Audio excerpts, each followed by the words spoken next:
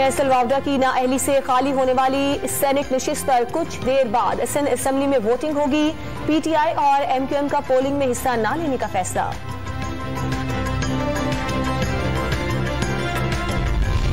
वज़ीर आज़म एक रोजा दौरे पर आज कराची पहुंचेंगे। इमरान खान एमक्यूएम पाकिस्तान के मरकज बहादुराबाद जाएंगे। नेशनल स्टेडियम में एहसास प्रोग्राम के तहत तकरीब में भी शिरकत करेंगे।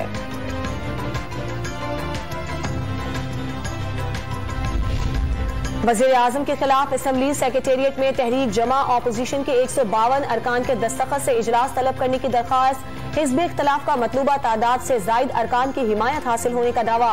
ऑपोजिशन अरकान को 20 रोज इस्लामाबाद में रहने की हिदायत।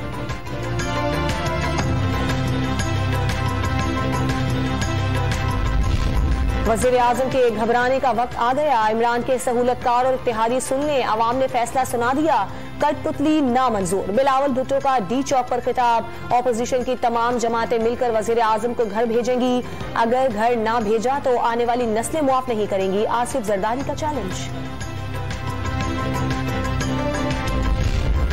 ऑपोजिशन के 3 बड़ों ने सर जोड़ लिए। इमरान खान को हटाने का फैसला जात नहीं अवाम के लिए किया। ऑपोजिशन लीडर शहबाज शरीफ ने अदम एतमाद के फैसले को अवाम की ख्वाहिशात और दुआओं का आगाज करार दे दिया। मौलाना फजलुर रहमान का हुकूमत पर एनजीओज के जरिए मगरबी तहजीब एजेंडा मुसल्लत करने का इल्जाम। पीटीआई के अपने लोग हुकूमत से नाला हैं। आसिफ जरदारी का दावा।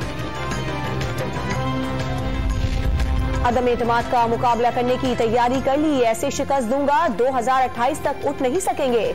जहांगीर तरीन चोरों का साथ नहीं देंगे। एस्टेब्लिशमेंट साथ खड़ी है। वजीर आजम इमरान खान का जवाब। ऑपोजिशन की चाल माइंड गेम का मास्टर हूं। सोशल मीडिया के सहाफियों से गुफ्तगू।